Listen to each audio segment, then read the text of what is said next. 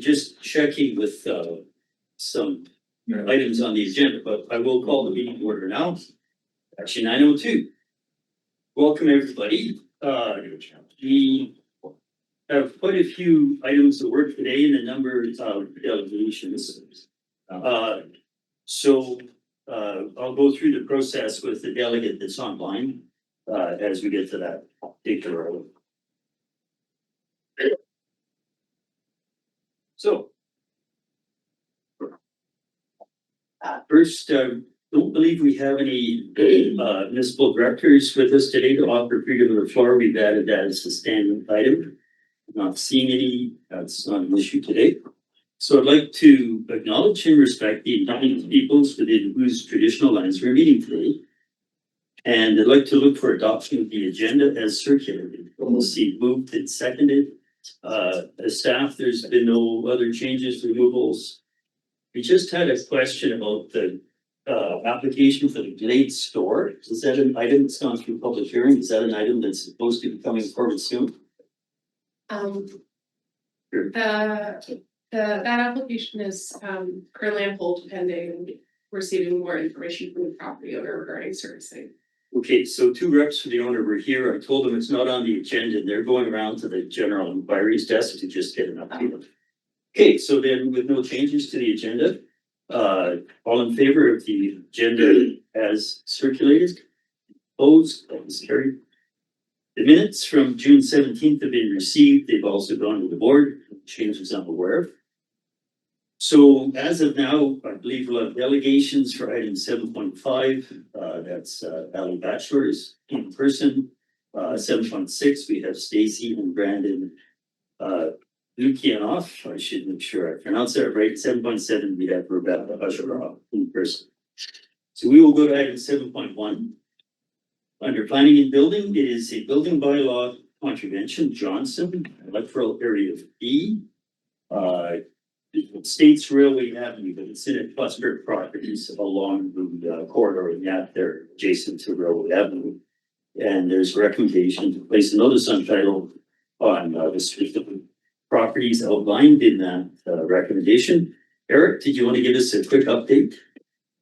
Yes, thank you. Through the chair, there was a correction made with the lot, configure the lot signed on the initial report. That initially came out of our lands database, and further investigation. Lot 1 and lot 2, out of those 4 lots on that parcel, did have separate bids, and after looking at aerials, the subject building is clearly located on lot 1 and 2, which has been reflected now in the revised report. As far as the history, Cole's notes, this was a stop work order back in 2024. The owner initially, you can see there was some discussion in as far as how to proceed. There was a slab poured with a bunch of plumbing in it that was not inspected. After further work with the owner, they've elected to not proceed with the required engineering for the project and requirements for the building permit. So this is where we are here today. Hey, thank you. So the recommendation is to place a notice on final notice on title. Discussion, or does anyone want to move that recommendation? Director Terry? Yes, Chair, I had a question for the individual. If they're not present, I take it online. There's no delegation for this application. This item. I see there's an alternate recommendation of providing 1 more month. Have you had any indication that would make a difference to the outcome of this if we were to put it off to the next month? Through the chair, is my understanding the owner knows we're here today and is aware of what's happening. I don't believe that would change anything. Thank you, Chair. I'd like to make the staff recommendation that I know it's for the title. Okay, we have a second. Off discussion. I'll note that, if a property's been potentially properties for sale and there's been potential buyers, this is the most certain way of informing everybody interested in the property as to what the status is. This is the appropriate move from that standpoint. And this property is for sale. Seeing no other discussion, all in favor? Opposed? So that is carried and goes to board tomorrow. Go to 7.2. Other building bylaw contravention, Lawrence property, Philip Lawrence, electoral area C. Eric, did you want to give us the Coles notes? Yes, through the chair, this is a bit of an older permit. That was initially started in 2019, where there was a permit issued to construct an addition. Over the course of the years, the gentleman, was, slowly working away at it, and then in, I believe it was, 2021, there was another permit pulled for a follow-up addition, but at that time, the manufactured home had been removed. BC Housing was involved, and the building department has been, patiently working with the owner, but he's not in a position right now to proceed with the project. That's what he's indicated to us, and is aware that we are filing a notice on title. Okay, thanks. Any questions for staff or anybody want to make a recommendation? Director Vandenberg? Yeah, thank you through the chair. Was not aware of this until this today kind of thing. So it just seems unusual that the owner has been working historically through a permitting process. And then is in a position where its reports will not work towards compliance and procedure. Is there some outstanding issues that are preventing him or her from proceeding with this, or is it just a flat, no, we're not interested in doing anything further? Yes, through the chair, I think it's a matter of, you can see in 2024 was kind of the last time when we were fully engaged with the project as far as getting it protected from weathering in accordance with support from BC Housing. And we're now 2 years later and there's been no progress on it with an expired permit. So the rights of the owner have expired with the permit, and the owner is, building official in Crest to reach out to him to see what your plans are. And he has no plans at this time to proceed with the work, whether or not it's a matter of not wanting to or financial means, but he was just not planning to proceed with finishing the permit at this time. Thank you. Did you want to make a recommendation, Director, or? That which the staff has recommended. You move the staff recommendation on the agenda, move the second. Seconded, thanks. Discussion. Seeing nobody online, nobody in the room, all in favor? So that's carried, so that notice on title recommendation also goes to the board tomorrow. 7.3, development variance permit, Traxel in Gibson. This one was Sadie.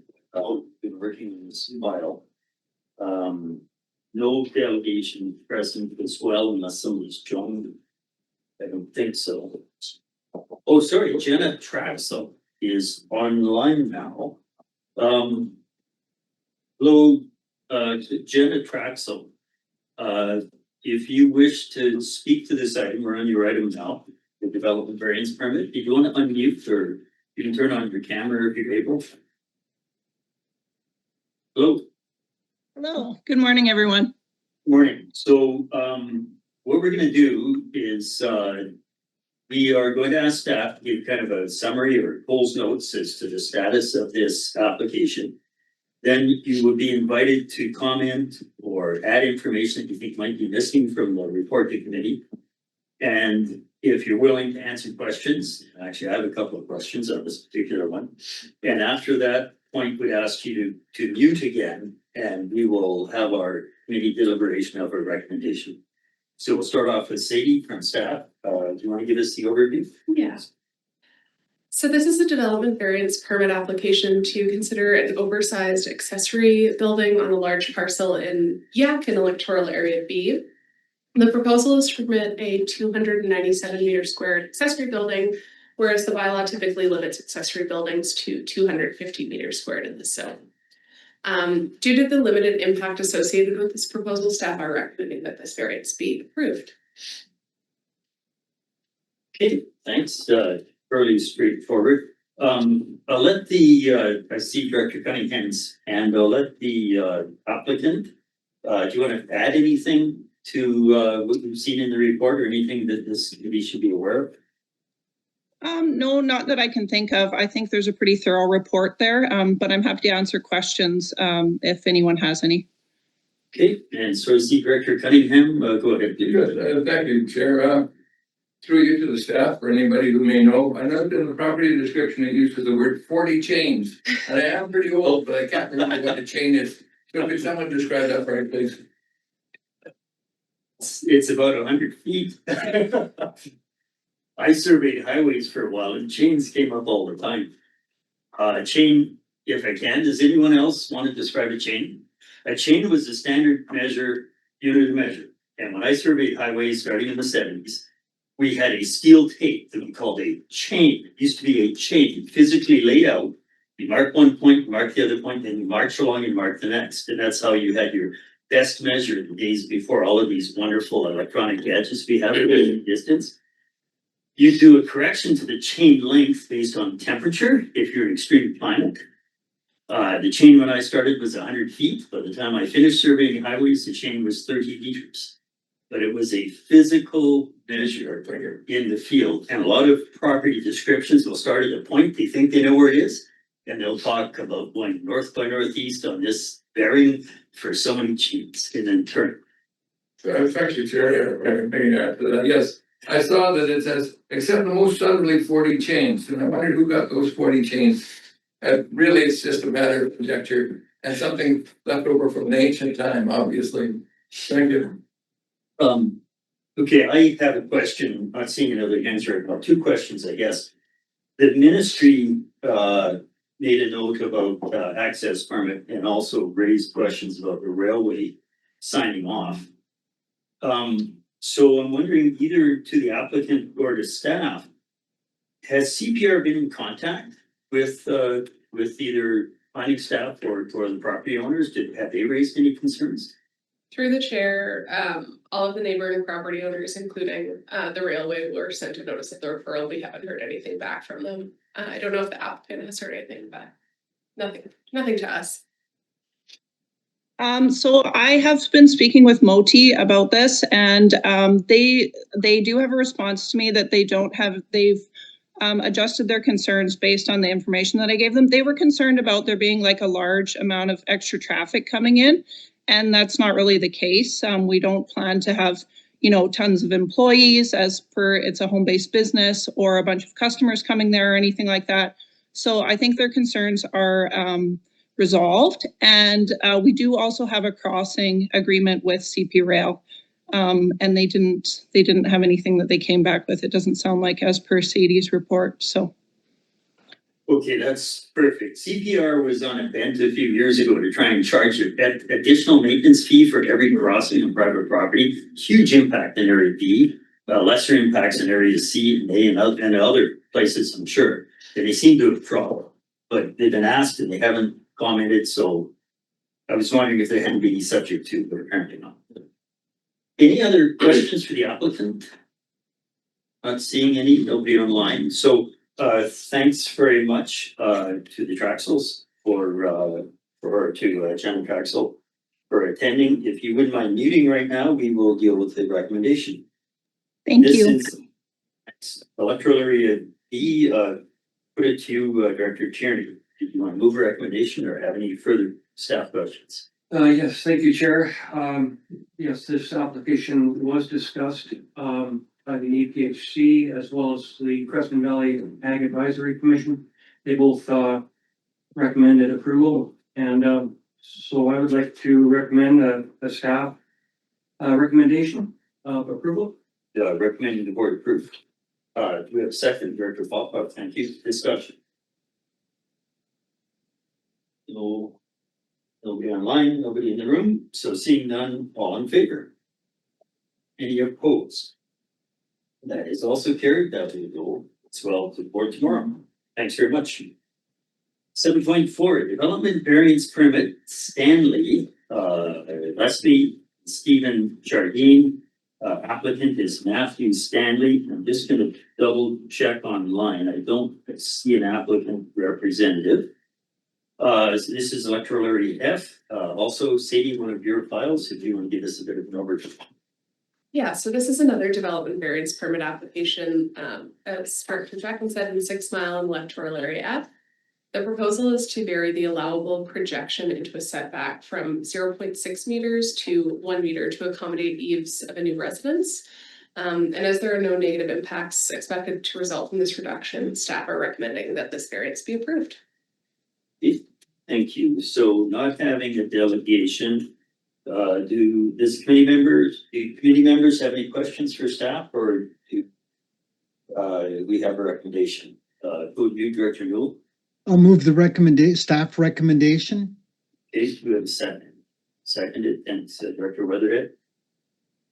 Discussion. Fairly straightforward, I guess, in report, seeing none. All in favor? Any opposed? So that is also carried. It goes tomorrow to the board. Thank you. Thanks, Steve.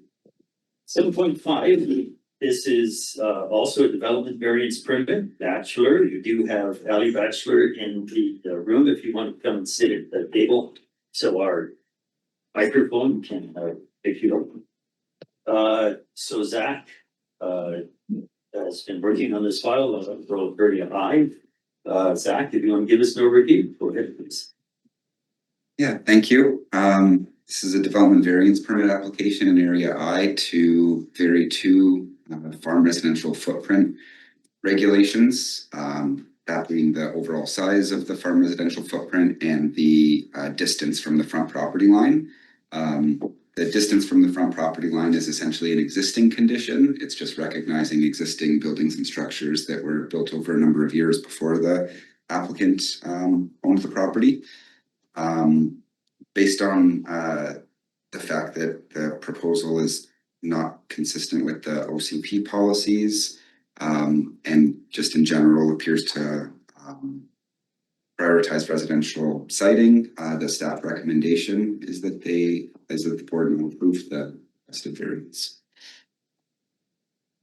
Okay, turn it to the applicant, I guess. The issue here, I guess, is, the impact on potential other land use, agriculture use. Did you want to add any information, provide any additional information, or answer questions? Yeah, I'd love to. So thanks for taking the time to hear our case. My name's Ali.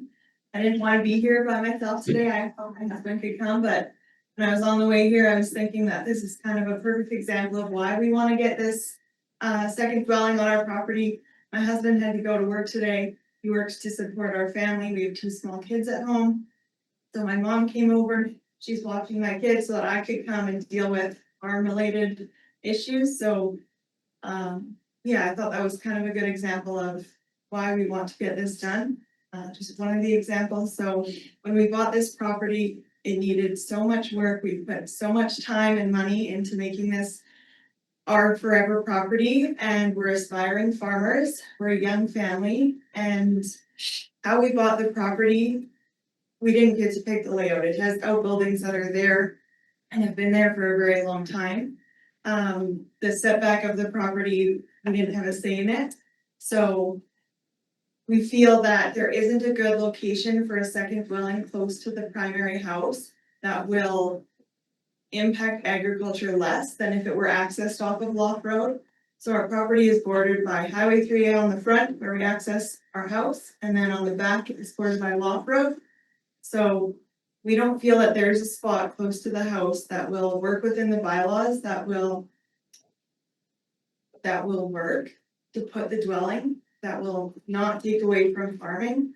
So there's a few outbuildings behind our house that we'd like to utilize for like small animals like chickens and rabbits and ducks, and to have them in the backyard to be close to our house is a priority for us. And this way we can utilize these buildings instead of having to build more buildings for these animals to live in. We can utilize these, but the location of those is how they are. We can't move them. So if we want to utilize those buildings for agriculture, we cannot have a house in our backyard, and we cannot have a house between the highway and our house because that's where our septic system is. To the north of our house, we have a large Quonset hut and a small garage building. And to the south is like the primary agriculture land of the property. That's where we put a large garden plot, started an orchard. So we feel that the Loft Road access would have a very minimal impact to agriculture and would really set up this property for the farming that we want to do. It would really set us up for success.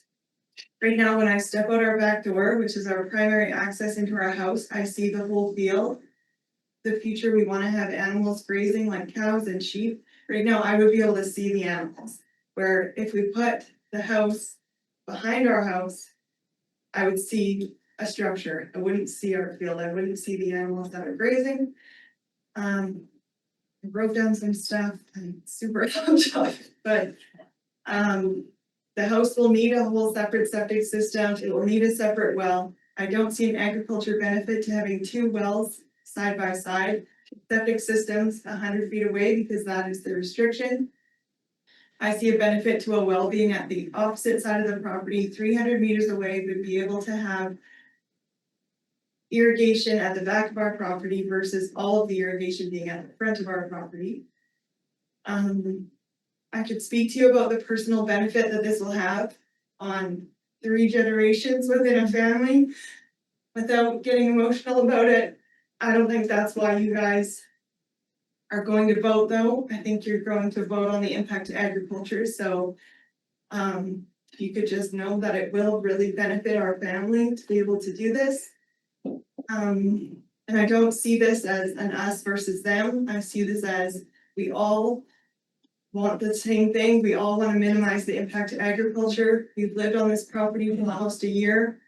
We know this property. We know how to set it up properly for the farming that we want to do. Having a residence close to the primary house will not do that. Yes, so that is, thank you for listening to me. No, thanks very much, and I do understand these things are deeply personal, of course. Everything we do with this committee is impactful to the landowner, so appreciate your sharing with us. I have a question, but first, Director Vandenberg, and not seeing anyone else, Director Vandenberg, go ahead. Great, thank you through the chair. So first of all, to staff who are following our OCP policies, they are working within that framework.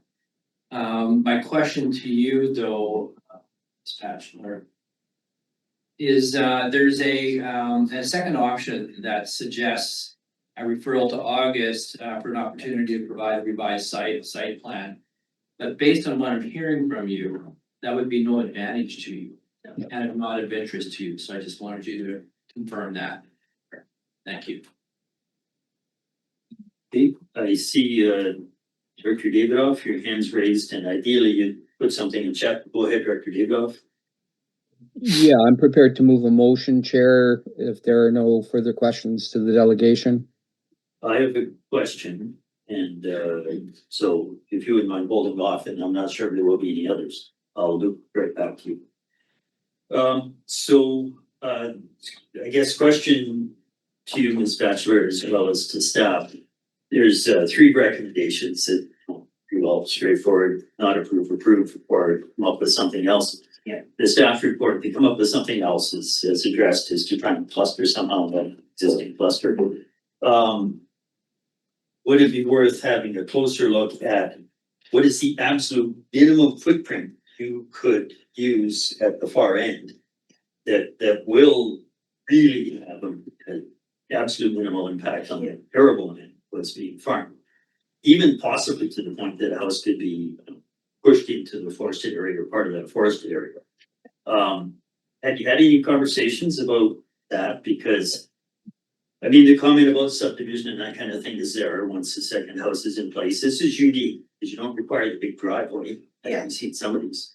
You have a good access. It's just how small of an impact that you have on existing farm footprint that would be suitable so that you're not going to have like a lot of farm footprints. You end up with the big barn, not for animals, but for the motor, the float and the sea-doos and all the toys and things that not necessarily you, but future owners want these big structures, so they can house all kinds of stuff, because they're enjoying country life, but they're not farms.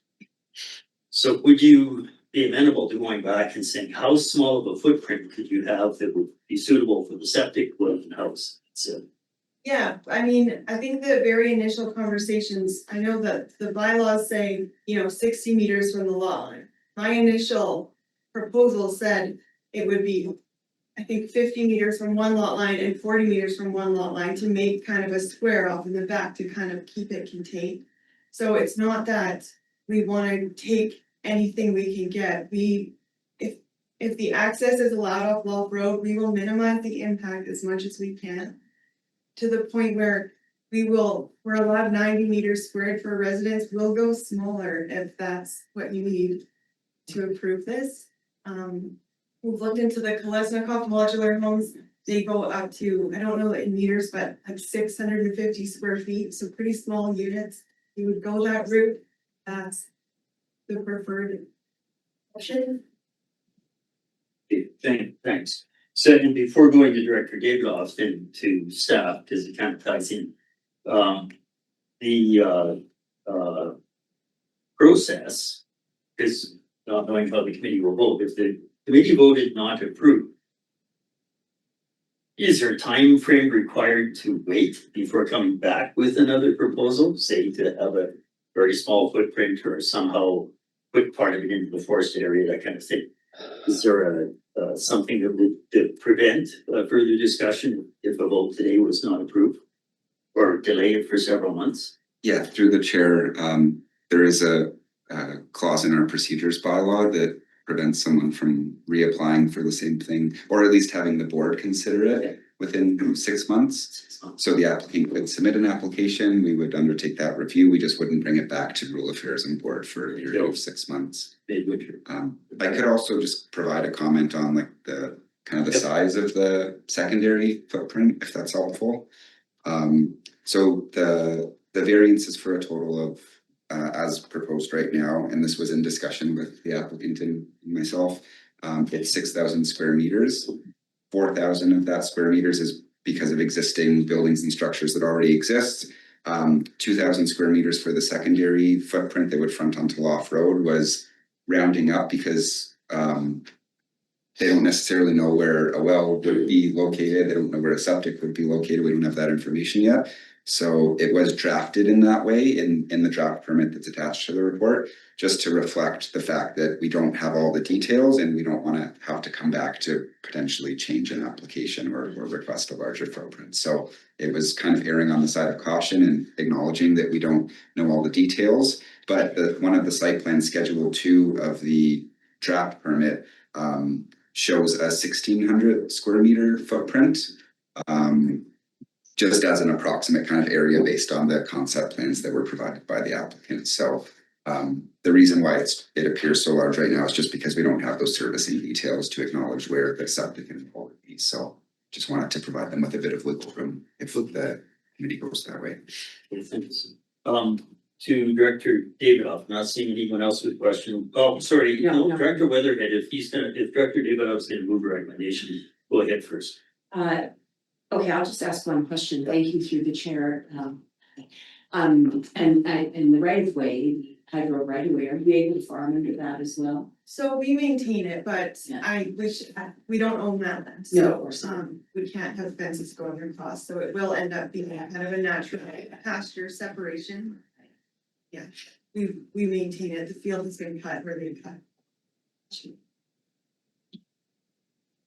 Okay, so seeing no other questions, so to you, Director Davidoff, if you had questions first, we'll keep the delegation at the table. If you want to move a recommendation, I would ask her to step back, but the floor is yours, Director Davidoff. Did you have? Yes, thank you, question? Chair. Yeah, I would like to move option 3, please. Okay, so if you wouldn't mind returning to the gallery, and we will debate a recommendation. Thank you. Go ahead, Director Davidoff, option 3, that is approved. If there's a seconder, I'll speak to it then. You have a second, Director Popov, thank you.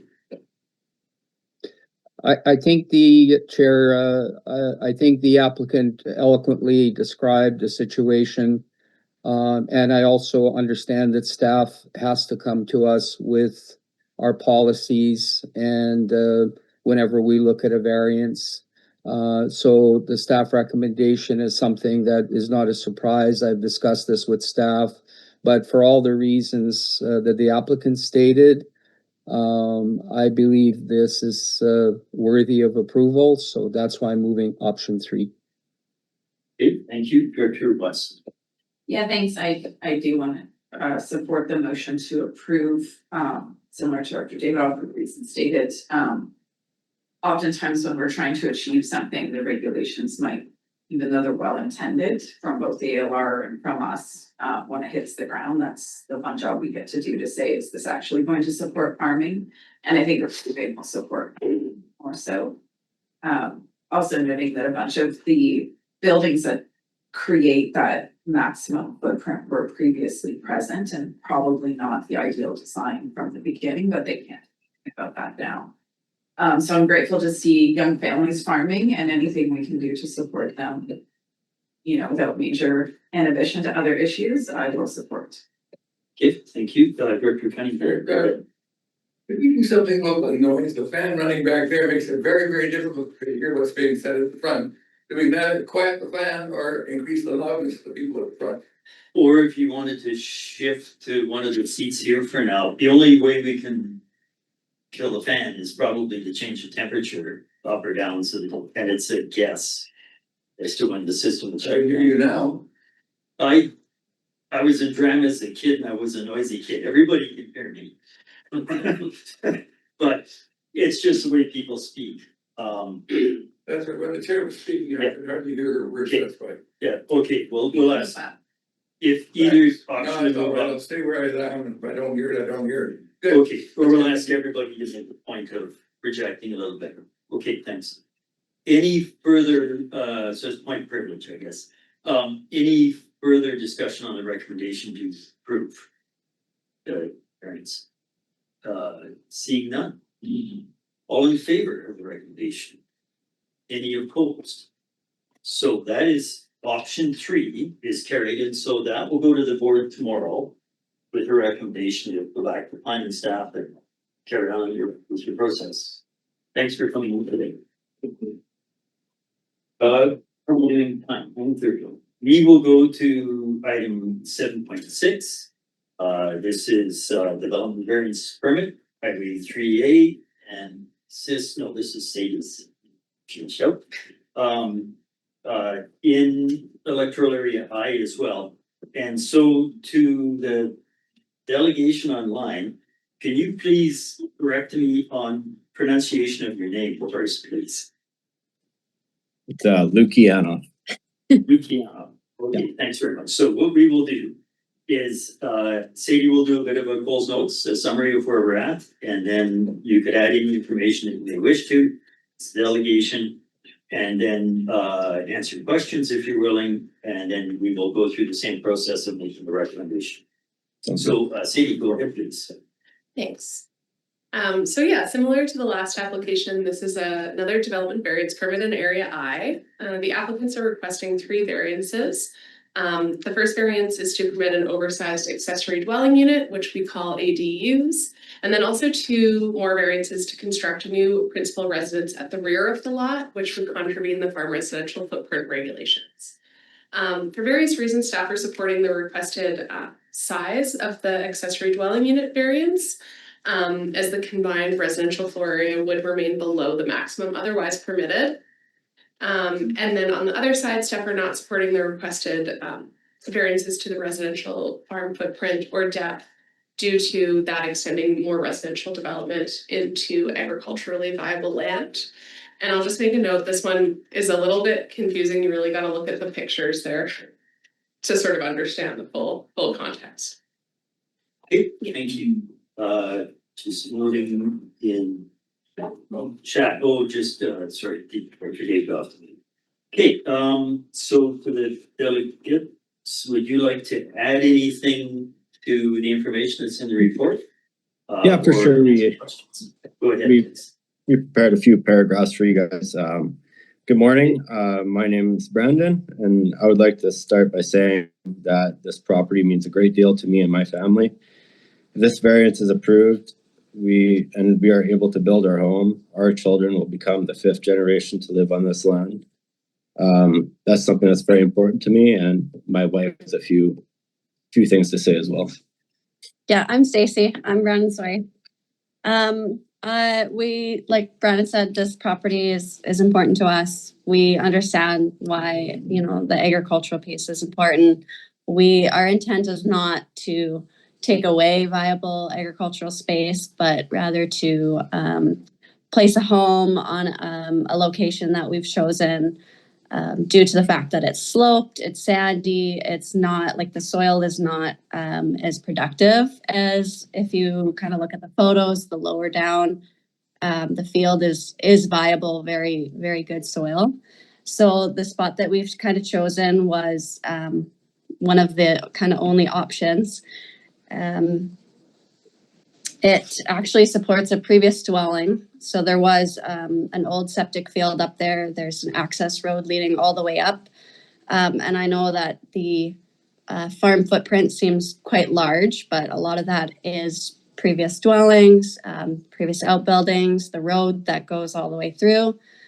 And something to note was during this application process, staff approached us and asked whether we could lower the footprint in the rear of the building site.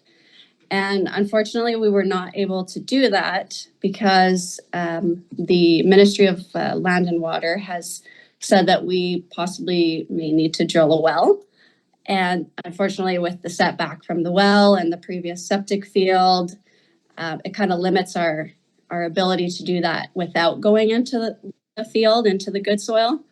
So yeah, we've kind of just chosen that spot in hopes that behind the new dwelling site would just be like a yard for our children and possibly drilling a well back there if needed.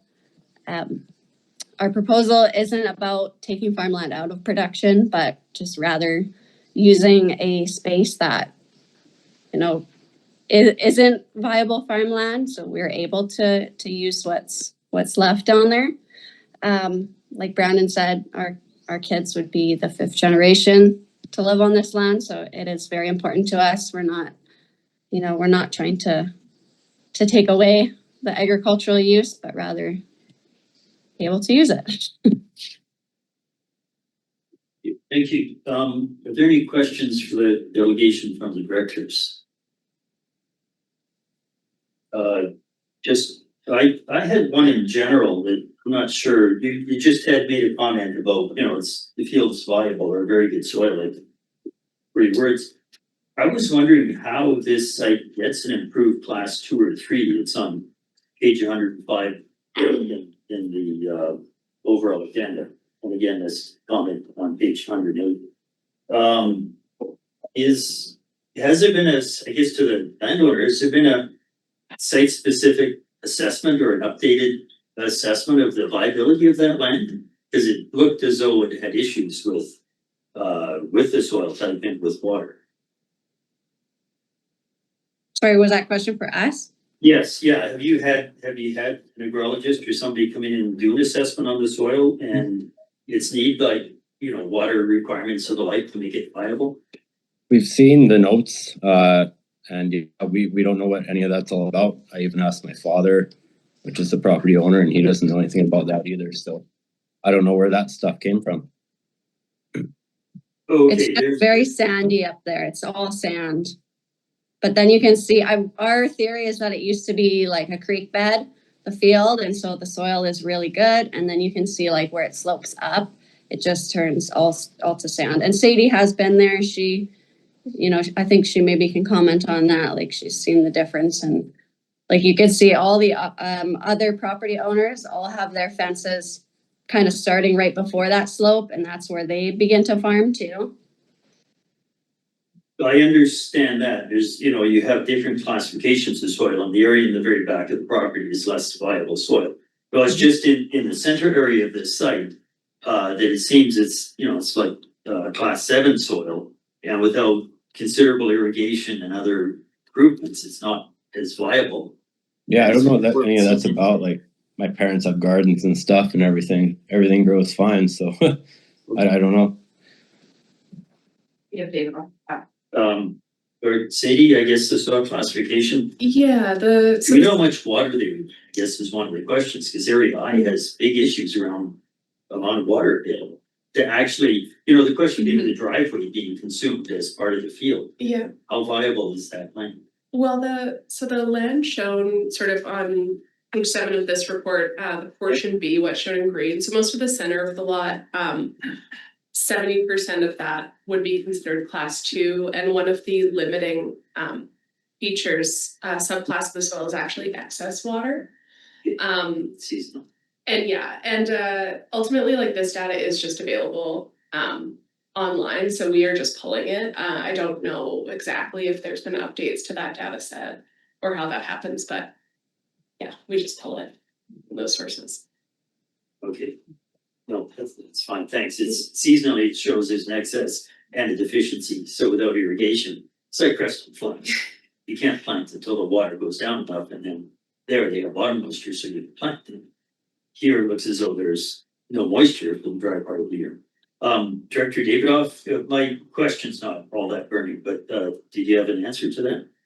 I'm not speaking to Nope. to your question. I would like to make a motion, please, Chair. Okay, first, are there any other questions for the delegation? None in the room. I'm seeing the hands raised, nobody in chat. So thanks very much, Ben, to the UKNOFs. If you wouldn't mind muting, we will move to a recommendation. Thanks very much. Director Davidoff, please go ahead. Yes, Chair.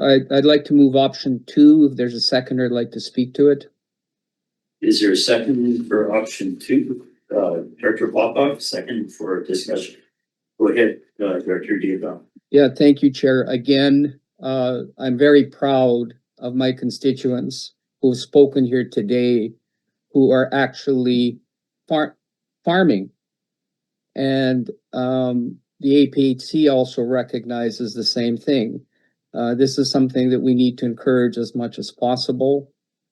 And to see a 5th generation on the same property, they know the land, they know their land, they know where things grow and where things don't grow. And I'm very proud to support this 5th generation application. And I'm a bit emotional about it because it's pretty special. You don't see that too often. So our APHC supports this unanimously, and basically I've discussed this with staff in terms of we looked at the road through the property that's always been there, and the key thing is that we did some math, and Sadie's asked not to be held to the math, but the impact on the farmland, arable land available is very small, very small.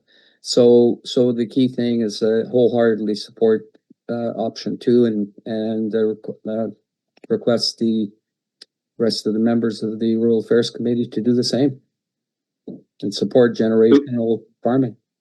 Okay, thanks, Director Davidoff. So we have Directors Vandenberg and Popoff speaking on the motion. Go ahead, Director Vandenberg. Thank you, through the chair. I'm using eScribe as my way of following along. So my question is around clarity. What is the motion that the good director is putting forward? Yes, so Because I don't think it lines up with my eScribe. option 2 in the report is, so there's 2 options on the agenda. Option 2 wouldn't move either of those. Option 2 is the board approve the issuance of all 3 variances, essentially. So that is the ADU size and the allowing a 12,000 square meter farm residential footprint and the setback. So if I may, through the chair, that is resolution 1 in eScribe, just for clarity, is This is No, confusing no. now. Recommendation one in Eastscribe would only approve the accessory dwelling unit size increase. And your second recommendation on the agenda in Eastscribe would be to not approve the other two requested variances. Option 2 in the report is to approve all 3 requested variances. Thank you for that clarification. Yeah. Director Papa, go ahead. Yeah, thank you, Chair, and through the sheriff, I'm quite familiar with that property. I've worked with the adjacent landowner on different options there. So I do appreciate what's happening, so I would definitely support Director David's motion option 2. Okay, thank you. Further discussion on the recommendation, just checking online again, I don't see any hands up, I don't see anyone in chat. Being no further discussion, so then on option 2, which is to recommend approval of all 3 variances, all in favor? Any opposed? So that is carried, that will go to the board tomorrow as well. And it will reiterate what was said earlier, staff is following policy on all of their reports and recommendations to protect and preserve farmland. It's one of the highest priorities. And so nothing against staff, we tend to see these go another way on site specific cases, but So Thanks Chair, very much. on privilege, if I could. go ahead. Yeah, I'd like to thank staff for all their work. I mean, this is a lot of work, and we're dealing with a whole bunch of complex applications in Area I here over the last 6 months or so. And the key thing is that really want to commend staff for all the work that they did. And absolutely in our discussions with staff, we fully appreciate staff identifying exactly what our policies are, what our OCPs say, and these applications have been very, very thoroughly analyzed, thought through, and staff has been incredibly helpful. Just wanted to point that out, Chair. Okay, thanks, Director. That is why we have staff, is to do that work. The next one is 7.7. This is a non-farm use in the LR, Hushcroft, if you wouldn't mind telling me, is join us at the table here. Nothing else, so the camera and the microphone can pick you up easily. So this is non-farm use with a recommendation to support. Zach, if you wanted to start off with a bit of a summary as to where we're at. Sure, thank you. So yeah, as you mentioned, this is a ALC non-farm use application to essentially authorize a butcher shop business in an existing accessory building on the subject property. And the reason why the application is required is because it's the proposal involves processing animals that are not raised on the property. So staff's position is that given that this will provide a necessary service and support existing agricultural operations in the Creston Valley, that we are recommending board support for the application. Okay, thank you. Did you want to add anything to the staff report or just answer questions? No, I want to thank everybody for the input that's gone into it so far. The report's extremely thorough. If you have anything new to add to it, but I'm willing to answer any questions for clarity. Director Cunningham, please. Well, thank you, through the chair, when you say butcher shop, are you, is the beef coming in from other farms and stuff that's already been butchered, or do you intend to do the butchering yourself? So great question, thank you. Just to clarify, we will be a custom cutting and wrapping shop. There is an abattoir in the Creston Valley already that does all of the slaughtering of the animals. And so to answer your question, all animals that will be cut and wrapped in our facility will be, none of them will have been raised on our property.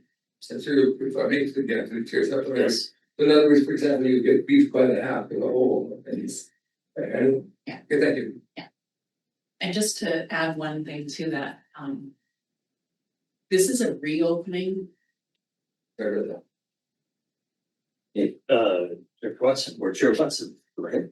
Yeah, thanks. Through to staff or the applicant. I find it really interesting that the ALC considers the butcher shop non-farm use. Is the ALC given any reason or the ALR as to why they consider that a non-farm use? It's very much a farm use and it's actually an essential need in terms of farming.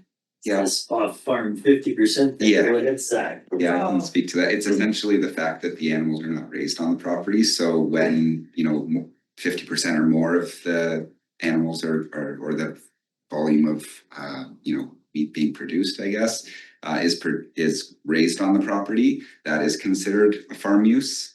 It requires this non-farm use approval when there's less than 50% of the product being raised on the property. Ironically, this kind of interpretation, there's massive feedlots, say south of Okotoks, that wouldn't be farms. Because 99.9% of the cattle are trucked there and slaughtered and processed, but they're not raised there.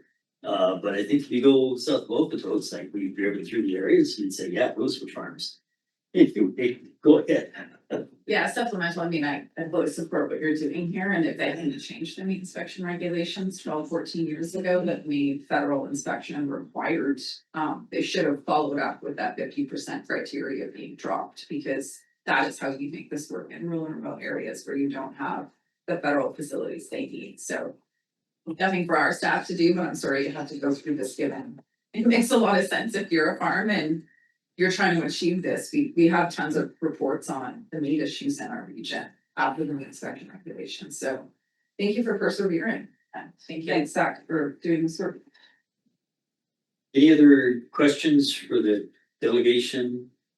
Seeing that nobody online, thanks very much. We wouldn't mind returning to the gallery. So this site is electoral area D. Go to Director Tierney. Thank you, Chair. All this now, this, again, the Crescent Valley Agriculture Advisory Commission, we're very much in favor, supported this.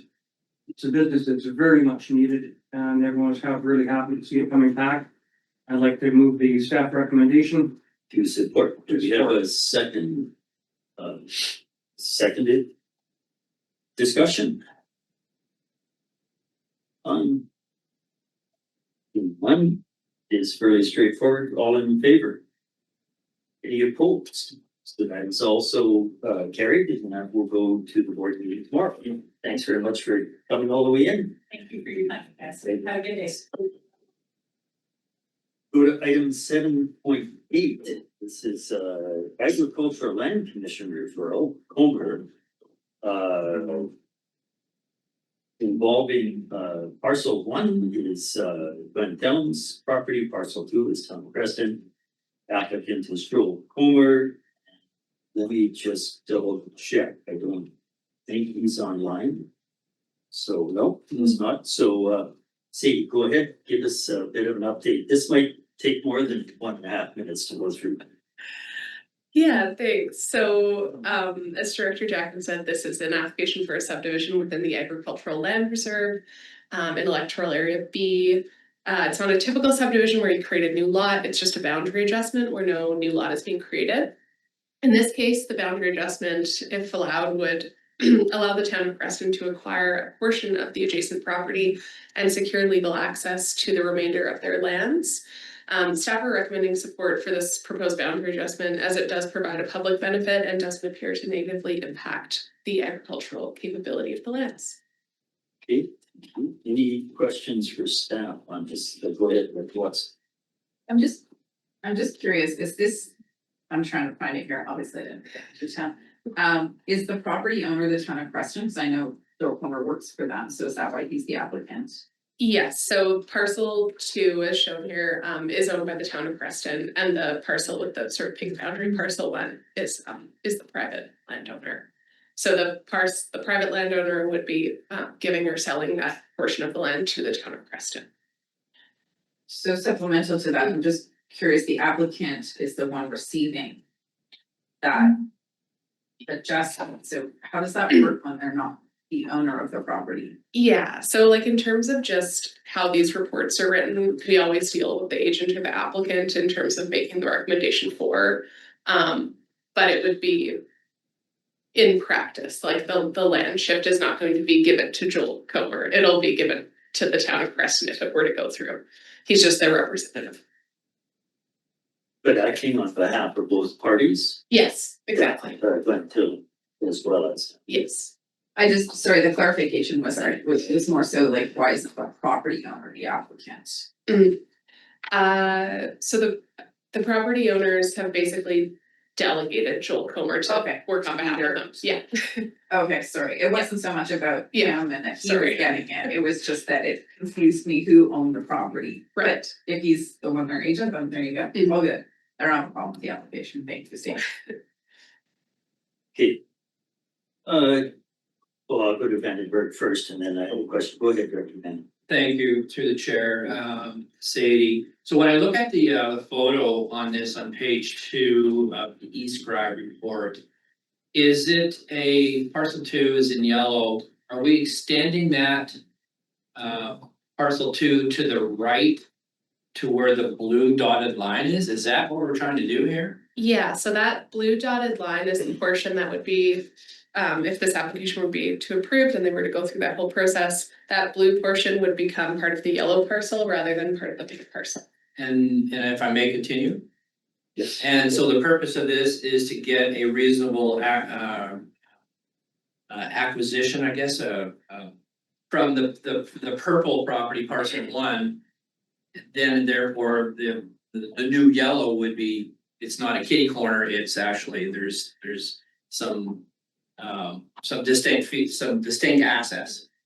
That, Yeah, and you can kind of see on this diagram how their access road currently travels through that pink parcel. You can kind of see just at the top there, so that you see the road goes through their parcel. This would just allow them to actually be the owners of the parcel to ensure that long-term legal access. yes, and the next question, if I may, the adjacent property owners, the private property owners, are they aware of this? Have they been invited to understand this and to respond to this in writing and so on? Because Yeah. it does, I have heard that there are some concerns from one or more property owners to this move.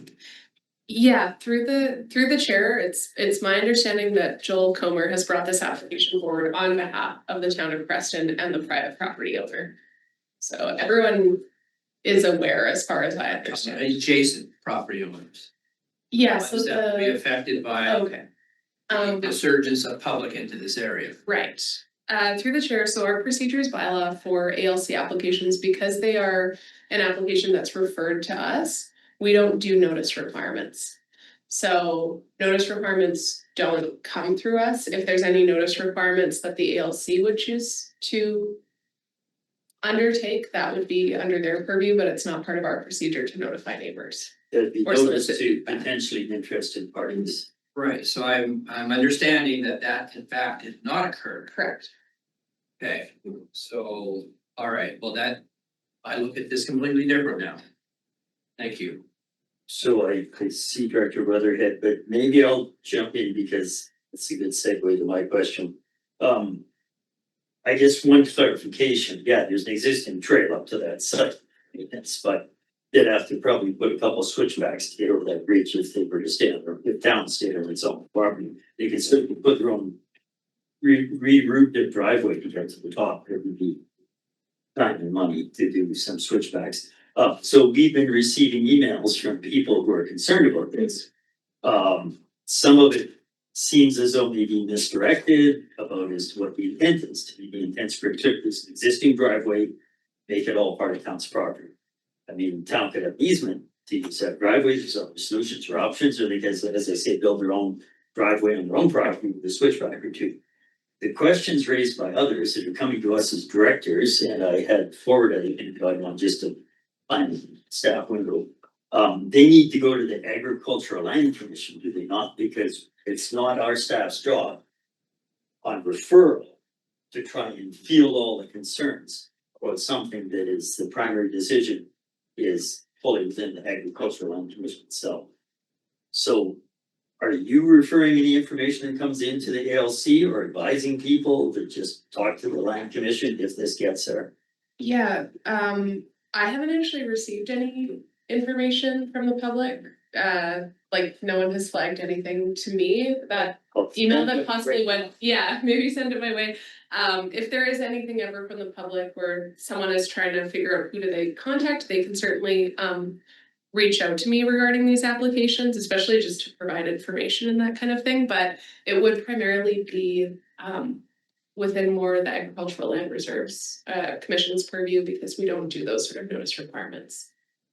So then further on that, our role is not to suggest necessarily there's other solutions or whatever, but our role is there, with this shift in land ownership, this boundary adjustment impact access to our infrastructure or our interests? But it's not our role to suggest other solutions, is it? Not particularly. There's a lot. But back to Director Vandenberg for the second time, then Weatherhead. if that's- And I appreciate, thank you through the chair, and I appreciate the conversation because it does offer a degree of clarity. But I do see our role as representing the taxpayers, particularly ones adjacent private property owners in this application. Yeah. To whom have felt is that they aren't able to express their concerns. Of course, you've addressed that through the ALC, which is another process that I don't think they were clear on or have the ability. So I think that they had a degree of frustration and concern to do with this. But it's unfortunate that that's not made available to them in the beginning so that we can have just a walkthrough in this regard. I'm a little bit concerned that there haven't been offered the opportunity to reflect correctly their position on this. Hey, Director Weatherhead, thanks for your patience. Go ahead. Thank you, through the chair, to Slaney. They talked about passive recreation. Is that what their main lot is also used for? Yeah, my understanding from the ALC application is that this parcel is somewhere people just go up and kind of walk their dogs and that sort of thing. Thank you. Any other conversations, questions? So there is. Were you gonna move a recommendation or? No, I just want to add to the recreational value of this as it appears. Walking your dogs is great, but that means that these adjacent property owners are now required to put up fence lines to mitigate any clashes with the public. So these are concerns that have been tabled as well. So I just wanted to paint that picture a little bit more clearly.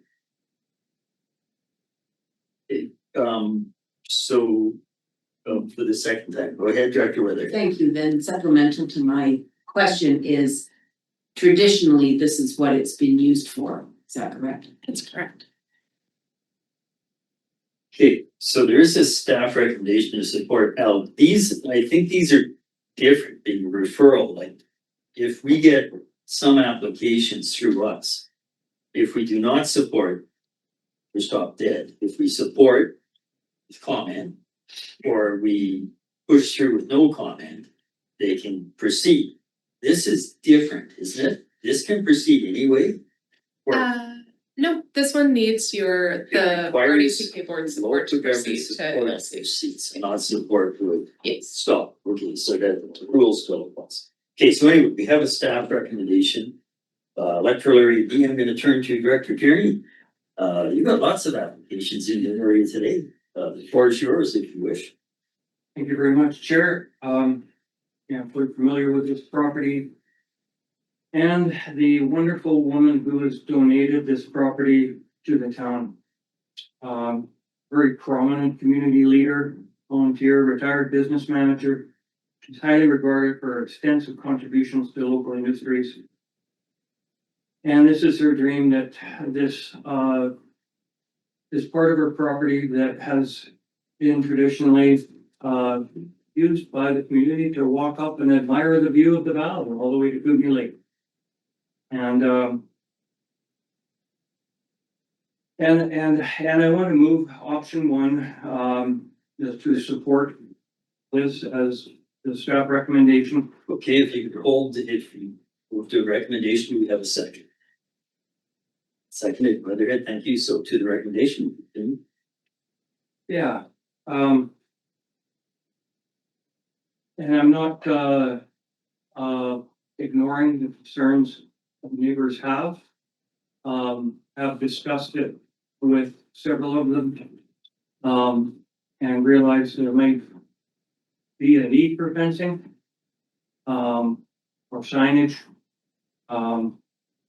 But, this is a very, worthwhile, donation, to the town of Preston, for future generations to enjoy this property. And, I fully support it. Okay, discussion, Director Vandenberg. Right. I'm sorry, but I can't support it. This is not the question of the generosity of the family that's donated this land. Absolutely not. It is ensuring that the residences have had an adequate say in this maneuver, this measure. I think it's fantastic as well. Can't discount that, but I think that the process has left a gap of communication that's necessary to be filled before I'm feeling comfortable to, I would rather proceed with a comment than to support and let the AALC do its investigation as well. Because yes, I'll leave it at that. So on process, before I get the board chair, wasn't maybe thinking the same thing. If there was an amendment proposed to no comment to Stuart, would that be substantially different? Would it necessarily defeat this and introduce it as a comment? Through the chair, I think that, yeah, that would change the intent of the motion. Yeah. And then the clarity on support. This goes back to what our role is. The difference between support and no comment, obviously, we just said no comment, here it is. Support. To what extent would you elaborate on the file? Or would you almost just put it through as support with no comments? Yeah, so if our kind of process is, whatever the recommendation is, we basically, the ALC has a portal, we fill it out, we say, here's the board resolution, here's our staff report. But there's no additional comments that would come in there that from the board that's outside of the resolution. So it would just be sort of what's stated in the resolution. But if the recommendation was no comment, would you withhold the staff report? Because then that would be no comment. No, the staff report would be included, it would just be the board's resolution that is no comment. So there'd be no additional commentary, elaboration either way, support or no comment, except that one little word or two in the middle of the recommendation. So Director Watson, or Chair Watson, please go ahead. Well, what I'm curious about is the middle ground to address that, because we are not the agency that would do the engagement, but there are concerns around engagement. We support it in principle, but recommend or request the ALC do the appropriate engagement. Would there be a way we could amend the motion to include the direction that we do notice concerns and it's your job to go check in with them? Not that being in the motion, but would that be appropriate? I think we can try. I don't think there's like a huge risk to that, to including some context, or if there's maybe another opportunity to reach out to the ALC, just to express that we have some concerns around neighbor feedback not being solicited, or that they do that. Yeah. Or just to note that we're aware of local concerns about Cunningham, off. Supplement. I do think it would be important to state that we are requesting you do the adequate engagement as per communications we are receiving, but given it's not our process to engage, please do that. So that's what I would be looking to amend into the motion, post your further discussion, because I don't know where we're in right now, but I think it'd be more than just encouraging, it'd be support on the condition of. 8 will go Cunningham, off whether, please go ahead, Director. Could it not be appropriate that we approve the proposal with the recommendation that proper fencing be provided? Simple as that. But when the LR gets it, they can figure out what proper fencing is, it's none of our business. But it should just, that way we've noted it and we made a recommendation. Staff haven't seen the emails except one I just forwarded. Where's your computer? It's No. not here. It's not just fencing, it's noise or concerns around farm activity adjacent. Fencing is only a narrow issue. If I could just suggest that that's not the only issue raised in these emails that have floated around since yesterday. Thanks, that's what I'm saying.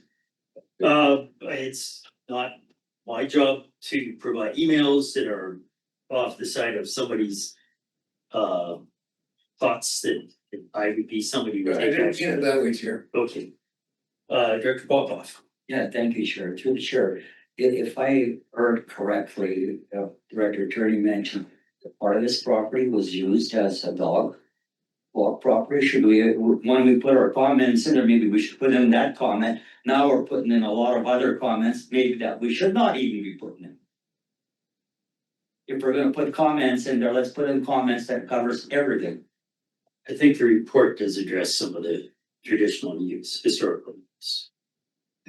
Say, Yeah, just one more thing, like, it may be helpful to direct those members of the public, like, aside from the discussion of what the board says, but just direct those members of the public to reach out to the ALC. There's a public portal. And have them really express that directly to them so that they can hear it from their perspective. so the point is maybe not to try and presume what others think, but If that's, through the chair, that was exactly my Yeah. comment. thanks for that. Give them the opportunity to provide a comment directly. Director Weatherhead. Thank you, through the chair. What I was trying to come to in my mind was exactly what Sadie just said, is some way for them to have a voice in this. And another thing that came to my mind, because I don't have an APHC, so I'm not really quite sure how that operates necessarily. But could people be invited, could this be tabled for a month and then people be invited to APHC to discuss it further and have that public engagement on that front? I don't know. Sadie.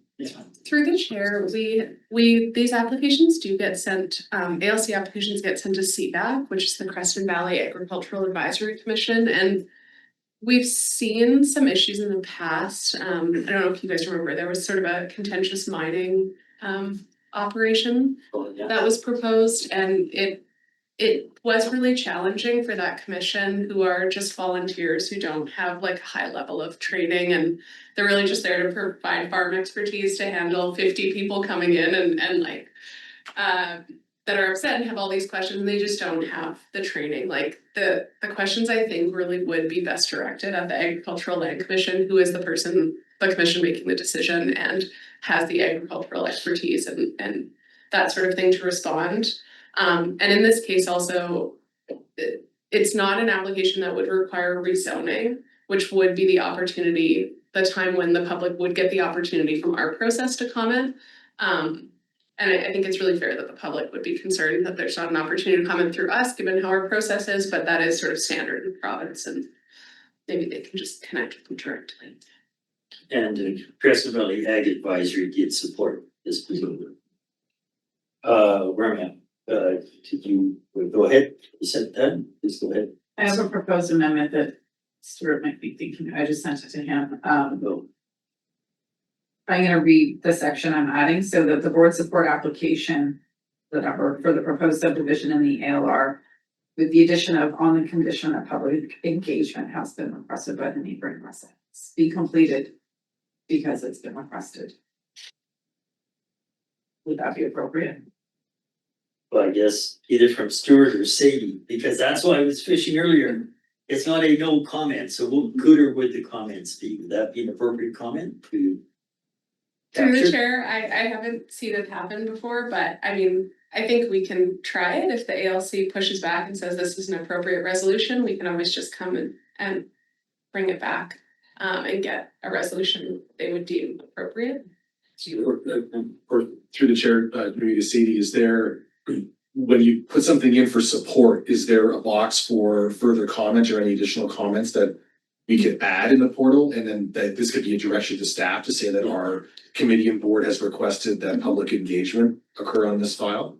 Yeah, there's an opportunity to attach PDF documents, so I think we could put something in there. Okay, just through the chair, that might be better, because then they're not gonna reject the motion. Yeah. So we haven't, yeah, we have moved and seconded by the amendment. So this would be a direction to staff and you have captured for that. Yeah, I can include just a document sort of saying to the ALC that the board flagged that there was public feedback regarding this and that they're hoping that the ALC conducts consultation with the public regarding the impacts of the proposal. And we will endeavor to send you, forward you all the emails, these random emails we've got in the last day or so. Excellent. So heavy pressure, Director Vandenberg, for the second time on the actual recommendation, because we'll have a break after this one. Go ahead. Not related to what we're trying to do as a process right now, because we don't even know that the amendment is standing at this point, but my question is, is there is there an ALC file number that will eventually emerge from this that we can make available to the public if they wish to proceed in that fashion? Yes, the ALC file number is, if anyone's listening, 106999. You can go to alc.gov.bc.ca or whatever their website is, just Google it, and search through the ALC portal, that application number, and that's the way that they can find the public information and who they need to contact on that. Thank you. Mhm. Okay, and my apologies, Director David, for the first time, I didn't note that you put your hand up a minute Yeah, ago. And I went to someone for the second. Then we'll go Yeah, to- Chair, go ahead. just a comment. I think we're talking about telling the ALC how to do their job, which I don't think they would appreciate. But I like the idea that, you know, if you have something that important that ALC needs to know, that could be in the staff report. That's very simple. So I like the simple approach that we can support this, but however, in the staff report, they are providing feedback to the ALC saying that, you know, additional community consultation is probably, or has been requested. So it could be a simple line, but I like how we've solved this, and the debate always gets us to the place we need to be. Thank you, Chair. Thanks, but we won't have an amended staff report this month, but we'll have staff on it captured. Director Tierney for the second time, possibly to close. Go ahead. Sure. Yeah, I just want to point out, it's my understanding that not supporting this subdivision it's not going to affect the end use. The town of Creston owns the property now on top of the ridge. Their intent is to have this area used by the public. Very dog walking, very light use, that they're not, I understand they're not developing this into disc golf course or something where a lot of people would end up using this who don't use it now. This subdivision would just make the access to the property a little more controlled, a little more easy. If this is not approved, this subdivision, the access will just be a little different. But it's not going to change the end use on top of the ridge. So if there is a lot of people concerned about how the development may end up affecting adjacent properties, I think their concerns would be addressed to the town of Creston, which would affect possibly how it's developed on the 90% of this property. They say this subdivision is only improving the what will be the public access point. Hey, thank you. And maybe we'll all be looking up the appropriate land use in that zoned area. See if the town is using the property appropriately. But that is not part of our conversation today. So I see no further discussion. Currently, the recommendation is as per the agenda, the support clause specifically that they require. There's additional direction to staff to flag that may be outside interest. they would appreciate if they'd be having a look at that. So seeing no further, nobody online, Director Vandenberg. I want to be clear, sorry, thank you through the chair. I want to be clear what we're voting on here. From what the sounds of it is, we're gonna go with the first option supporting, and then within the report, blend in some words that the LC should check in with adjacent to a public engagement. But in the beginning, it was intended that verbiage be put within, so I'm confused as to what we're voting on. I don't believe we are amending a report. If staff amends a report, you can't amend a report to us and send it somewhere else without it actually coming to us. So I think Director Davidoff was satisfied that, I mean, we can request an amended report, but this will delay this. No amended report. Report is as is, and that will be included as normal process with the recommendation to support. But staff also have within the ALC portal an opportunity to comment that we have received additional information from landowners. Please address it. I think that's where we're at. Is that reasonable summary, Steve?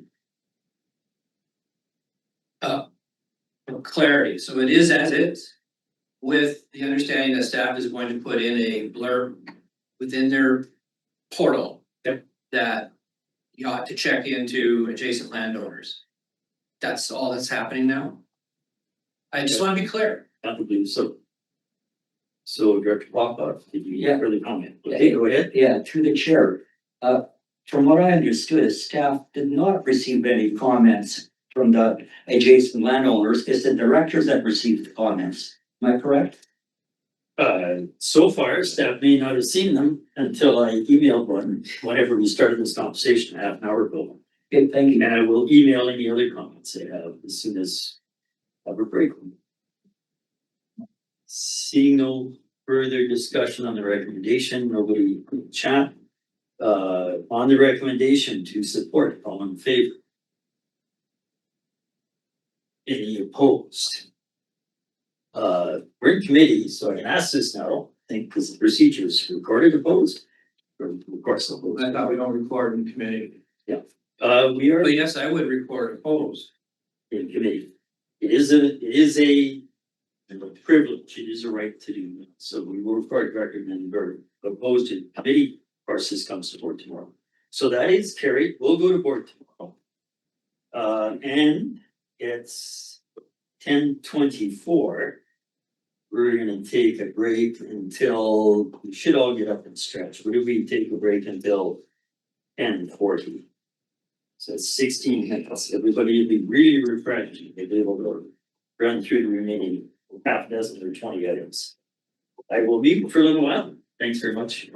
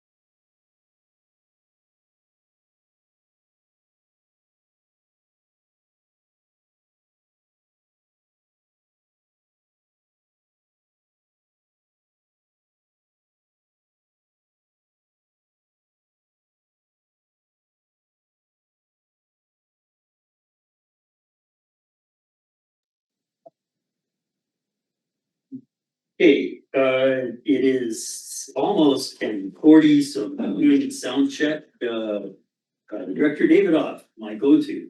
How is the sound? Perfect, Chair. Thank you. Perfect. It's me speaking. It can't be perfect, but it's adequate.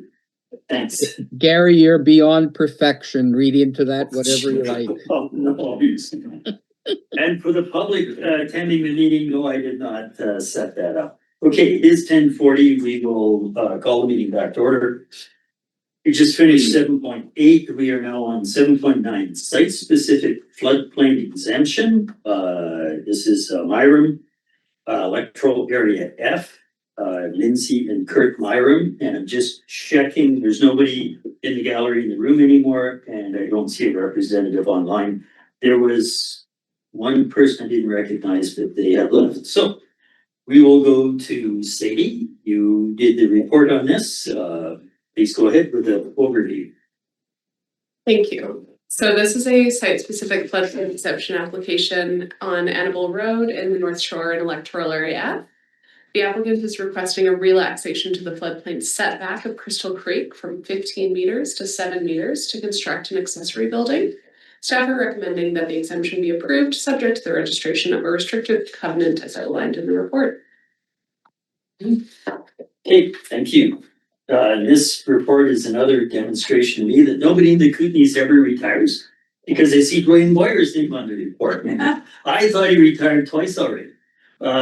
Anyway, we have questions or comments? Listen, it says that the, excuse me, I need my glasses again.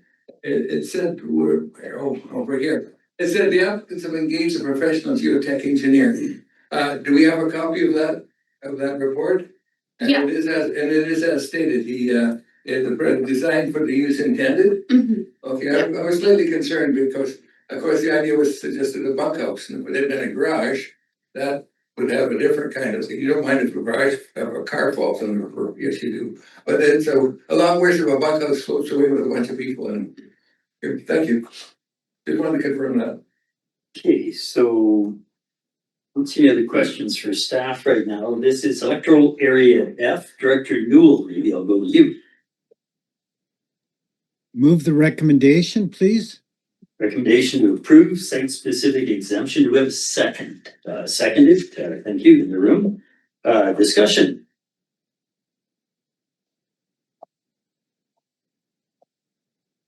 The one point I was gonna raise, because it's in the report, seeing anybody else, the word hardship comes up in the report. And anytime I see that, hardship in my mind is supposed to be evaluated by that independent body of three people that looks at these things as hardship. So I wasn't quite sure how that actually fits to be somebody who could have no backyard and move this almost up to the house with a fire separation requirement with Eric Stout would require, and be a couple meters further from the creek. Not that I'm disputing the engineering report and everything I see technical, it seems to be well supported where it's cited. But hardship, just in general, should we be citing hardship when really it's just either a personal preference or economic difference, but not maybe truly a hardship? Yeah, I think that might be a bigger question into how we look at these things, but in my review of the lot, there wasn't really another adequate location due to the location of their septic field, where this could be placed. So I guess hardship comes down to, does it have to be built? Anyway, and Yeah. whether the word hardship is used, it's just sort of a general comment as to, Yeah. there's a hardship criteria that moves outside of our realm. Corey, anything you were to add to that? I'd appreciate. Thank you, Chair, just mainly because I'm working on the floodplain bylaw. Yes. The provincial flood hazard land use guidelines provide direction on what the province recommends to be considered and not considered in determining cases of hardship. And they talk about physical and topographical constraints on a property as being one element that factors in hardship. So I guess, and I probably looked at it over the years, I wouldn't mind seeing it again, not to need a whole workshop, but just to clarify in my mind where it would move outside the realm of a planning recommendation and actually as a hardship have to go to that variance committee, which I think we have 3 people in place again, hopefully. We've had years where we haven't even had people named for that. Any other comments, questions on the recommendation? Not seeing any, all in favor of the recommendation? Anybody opposed? So, and I realize it's delay on the camera, so that is carried, and we'll go to vote tomorrow. We'll go to 7.10, land use amendment bylaw, environmental development permit area, UPA enforcement. This is electoral area G, Corey's file, thanks, Corey, for coming up to the table. So there's 2 recommendations, which of course if one of them involves the director. You want to move the first recommendation, Director Cunningham? Certainly, if you wish. Do we have a second? So that is moving that the amending bylaw be read first and second time and referred to public hearing. So maybe before, do you want discussion or would we like? More discussion, it's just that the normal. That's not, Robert's rule said we move to first and then we discuss. So I moved it and now we can discuss if it's all right. Absolutely. So maybe I'll turn over to Corey to give a reminder, refresher on what this bylaw is achieving. Sure thing. Thank you, Chair. So the purpose of the amendments in the amendment bylaw is to help address the persistent issue of land being developed in environmentally sensitive areas without first obtaining a development permit in the areas where that applies.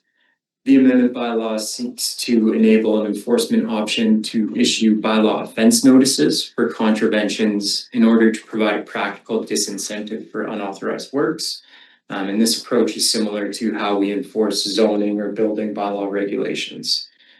The last time this item was considered, direction was given by the board for staff to undertake early and ongoing consultation for the amendments, which in essence was an early referral to agencies and organizations whose interests could be affected by the amendments, in addition to informing the public, which was done through the RDCK's Engage platform as well as social media posts.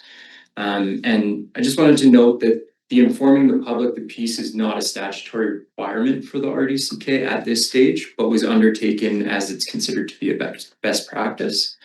At the time of drafting the staff report in front of you, no formal responses had been received. But since that time, a few responses have come in noting either no concerns or support for this work.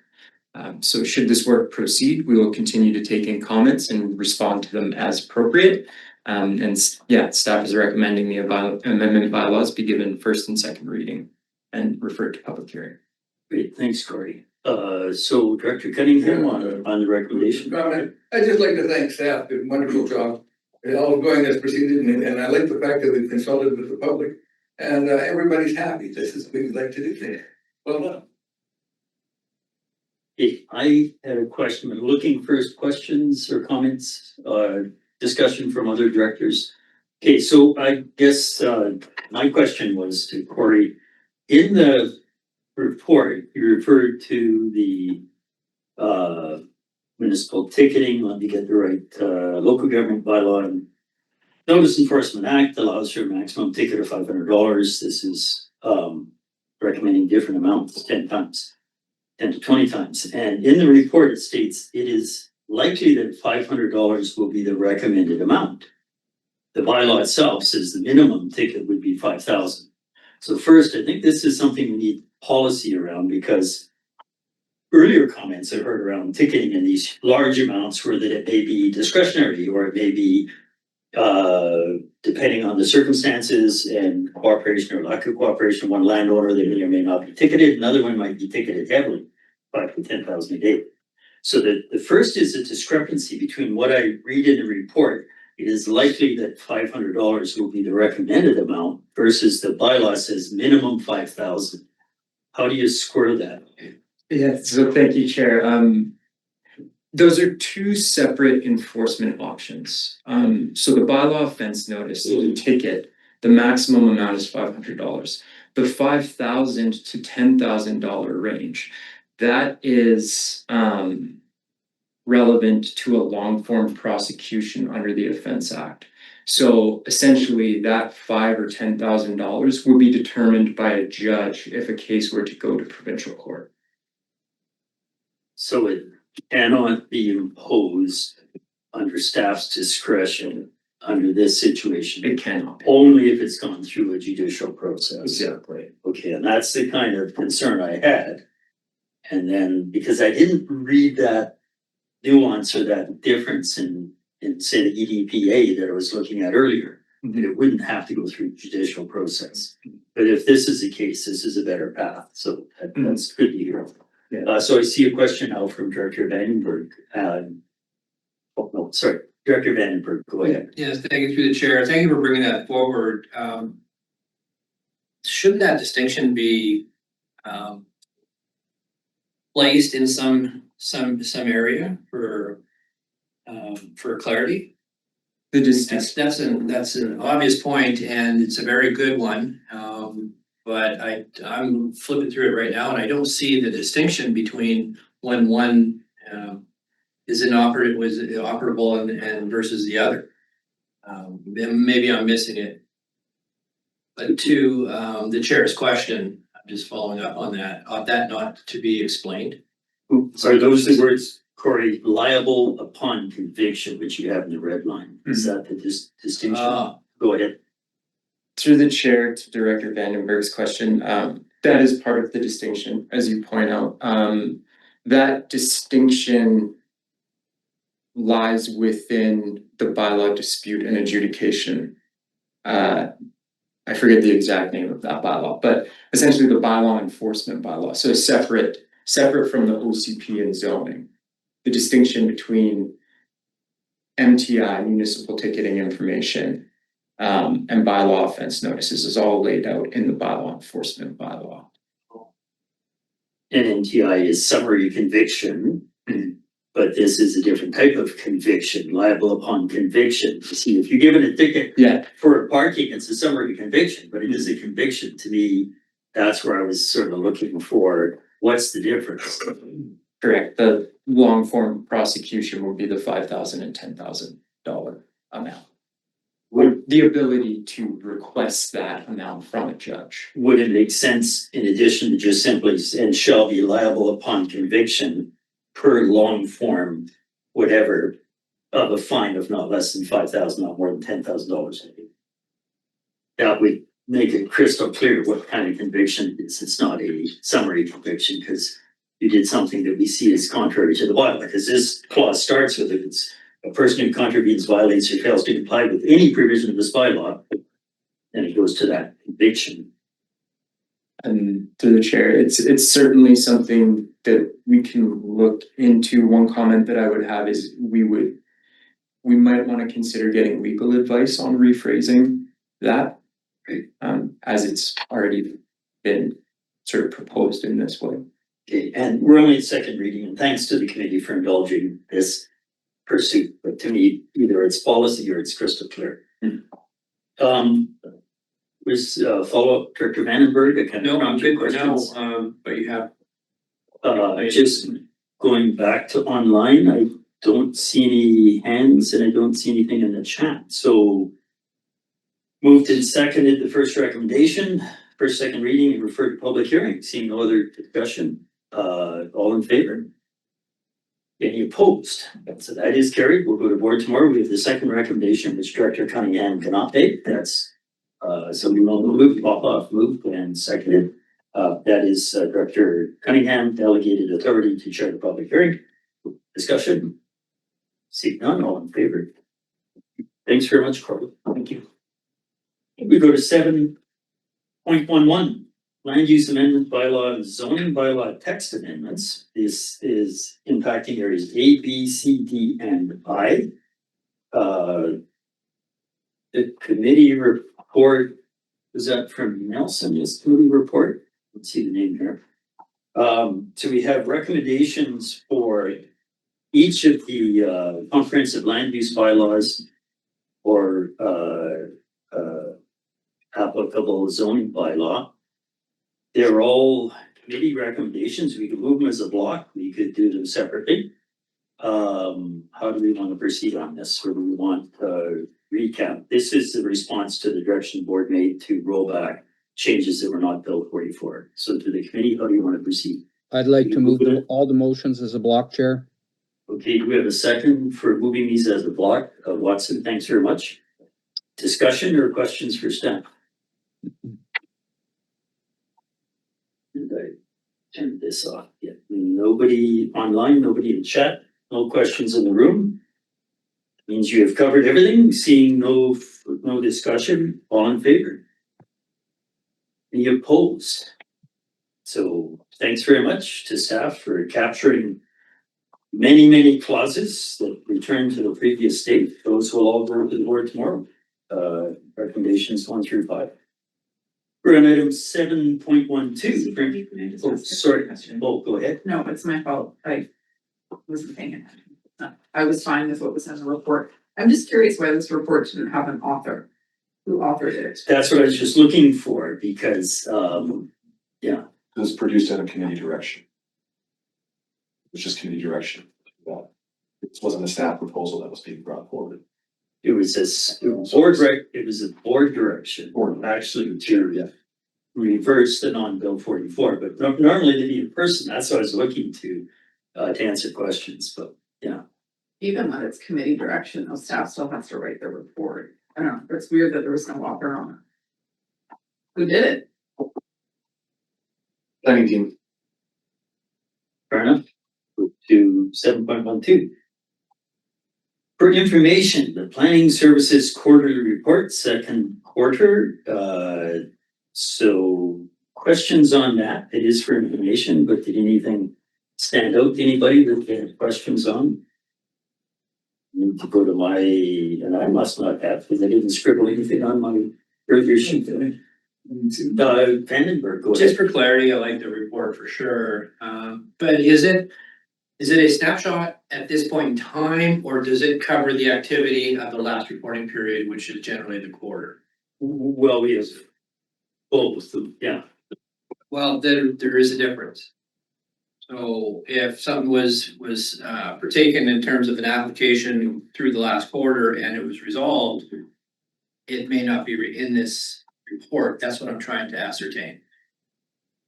No, I think whether it's just an intake stage in progress, I thought there were, the very bottom, wasn't there something? Nelson, could you comment?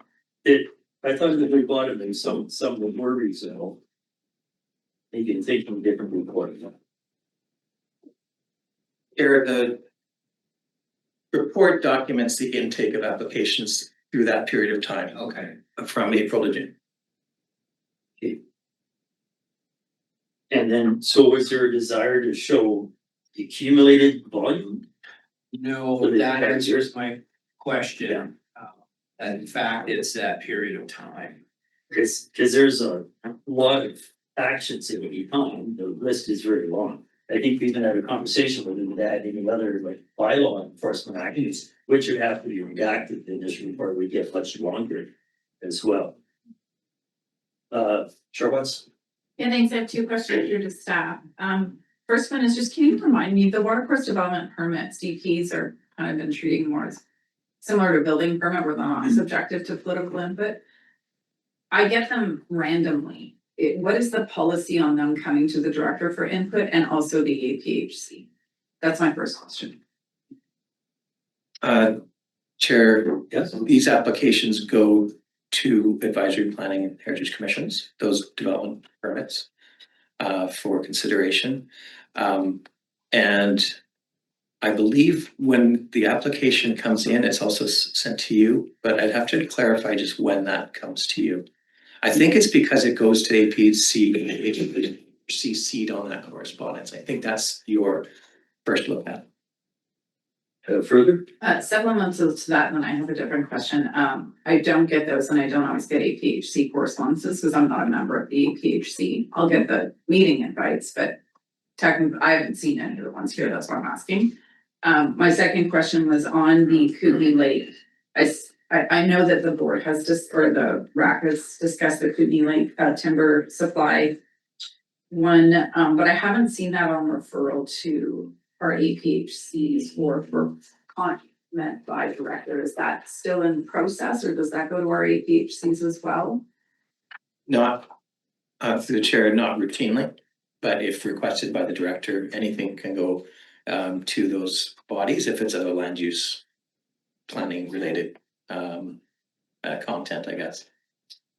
So supplemental to that Yes, one. yes, go ahead. I think because we received that one, I believe at rural affairs and then the board, I missed that, because normally I would get it as a director, but it was enough areas that it went to RAC. So I didn't see it as an individual director, which is fine. I'm speaking out loud. If it can go to my APHC, that would be very helpful because we have forestry represented there. And just, is it one that's on this list? Yes, it's the Kootenai Lake Forest Landscape. Okay. Thank you. I can send out an email now, so. Yeah, okay. Thank you. Director Cunningham. Well, thank you, Chair. I made a mistake in checking my page numbers and I apologize. With regards to the, and this is minor, but this is perhaps just for staff, for the recording thing. We're on page 293. Yeah, I got my pages mixed up. And it says, only one single detached housing is permitted per lot. It's just a word change, should be one permitted, one house, I assume, not one housing. And that is on page 293. This is on the previous item. That's right, with regards to, and I apologize because I should have, but just make, if staff made a note, perhaps we can just get it changed. It's just so minor, I don't think it's. Thank you. Okay, so that's captured. That's all. Okay, so that's separate from this item, but Yes. you're only at first and second reading, so there won't be amendments during public hearing in the Lord. Any other questions on the planning quarterly report? So thanks, Nelson. We'll go to Earl Admin. We have a number of Community Works Fund applications. These are all funded by the individual electoral areas, recommendation of the directors. So that's items 8.1 through 8.7. Some of them have a couple of recommendations, but from the committee, so they're all vote. We can go through them individually.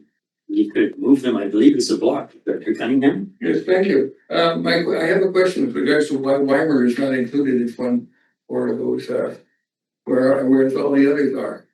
And I didn't know who to ask, but I only got this thing yesterday and I thought. That's a. I did approve the changes for Weimer instead of that, it completed where the funds were supposed to come from, but nothing has happened since. Okay, so it's not on the agenda. That's the point. But It should have been on the agenda. And well, we did go through the agenda. Uli just came in the room. Okay. Before we get into the block of items that are here, maybe Uli, you could clarify that. Was there one in the works? Weimer water, Weimer No, fire? Weimer Fire Hall is not on the agenda for, I don't know specifically about this one, but we had a ton of applications coming towards us. And we had to channel some of them to the August meeting, so I'm assuming it is there and I will inquire about that. could you check please, because I did indicate approval and where the funds were to come from, so. I'm not aware, having seen it for my typical checkout that I do. Check that out, thank you. And do well. Okay, so back to there are 7 items under the 8th block of rural admin. What's your pleasure? You want to move them as a block and then potentially pull one as a block, review? Moved as a block and second it as a block. So there's quite a few pieces here. Chair Watson. I do have a question on one of the applications, but it doesn't necessarily change. Yeah, we can still have a conversation. If the recommendation didn't have to change, I guess, yeah, clarification. So which one? It is on the, for area H going to the foreshore mapping for Slocan River. And that's which. It is item. 8.4, 8.4, yes. My question is, for the Kootenai Lake, shim guidance, that's not. I'm just curious who owns this final information, because not that I have an issue with it being funded, but I didn't understand us to be operating this partnership similar to Kootenai Lake Partnership, we don't operate it. So who owns this at the end of it? And is this us owning it so we can fund it? Like who will house the data? Well, who will house the outcome of the report? Yeah. Who owns it? So, yeah, Director Popoff, if you know, go ahead. Yeah, it's Spokane Lake and River Partnership. Yes, I'm aware of that, but the partnership, That will own the document. But I presume it'll go to the board or wherever it has to go. See, Kootenai Lake Partnership has done their foreshore mapping, et cetera. Yes. We are doing the foreshore mapping yes. with the Spokane River and Lake Partnership. Wherever that Kootenai Lake one went, this one will go in the same direction, what I understand. So Further. my clarification is, under the Kootenai Lake Partnership, that is not our document. That is not, we don't own that. So given this is community works, I'm just trying to understand the mechanism because it has to be our asset that we're owning. So that's what I'm trying to clarify. The Spokane Lake Partnership is not an RDCK partnership or a partner in it. So that's where I'm clarifying who's the owner of this, because it's technically a third party application of that. So as a study, would this be something like Morrison would maybe answer, like, we have to own assets or have our 3 of the 4 points that we have stated as a board that it's a priority for a certain asset to exist and we will fund it. This is creating an asset, a database that we will not own. And we haven't stated we have to have it. Maybe Uli or would Mike Morrison need to answer? Probably Mike, but I believe we had a discussion around the item, but that may have been, we have done this before, we repeated, but we have a different environment for community works meanwhile. So this is a very valid question. I think we should go back and have a look at if there is concerns and if we have to deal with the data as a typical asset that we need to scrutinize using the new Community Works rules, being an external entity ultimately. So I almost suggest we go back and have another look at that application. So we have a block and you can certainly request we pull this item and then we may still go ahead with it, we might refer it, but you want this item 8.4 pulled from the block. So that we can have. Well, I'm happy to see this occur. I'm more flagging that this might come back to us because the rules change. So I don't know if we go ahead and ask, because I don't want to hold it up if we're good to go. So on procedure. Pull Procedurally. it from the block and then if we Okay. do a subject to confirmation from Mr. Morrison about something, so we'll pull item 8.4 from the block. We'll still discuss it. We'll just pull it from the block if that's to the mover and seconder, if that's suitable. Just in a response, I think. Well, let's not respond until we've agreed it's pulled from the block. Okay, and then I want to find out if there's anything else pulled from the block and then we'll discuss the impact. If Procedure. No, let's do this. On procedure. Okay. Paris Marshall might have to answer that Chair Watson is asking. Our procedure at this point, Director, is going to be, we're gonna pull 1 or more items from the block, then we'll discuss them, and if staff can be made available, that'll be good, even if we have to have a second break. Are there any other items from this block that said we wanna pull? We're gonna pull 8.4. So Chair, oh, sorry. Go ahead. Yeah, Director, yeah, I wanted to comment on 8.4 about Will when we opened that for discussion. I did want to thank staff for all the hard work and the board. Yeah. For the Okay, hard but work.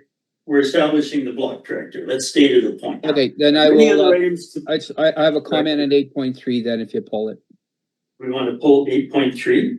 Yeah, just a comment on it that I could make Okay, it now we or will pull I could wait from till the block. it's from the block. Perfect. Thanks, Director. Okay, we have a block of 5. We wanna pull any others? Seeing none, on the block of 5, which is 8.1, 8.2, 8.6, 8.1, 8.2, 8.5, 8.6, 8.7, on the block. Any discussion? Seeing none, all in favor of that block, move to the board. Any opposed? So that's carried. 8.3, Director Davidoff on 8.3 pulled from the block, that's area I, Pass Creek. Yeah, thank you so much. I just wanted to thank staff and the board. We were the RD, I'm quite sure, that advocated very strongly to add wildland vehicles and apparatus to the fire truck list, fire tender list for fire halls.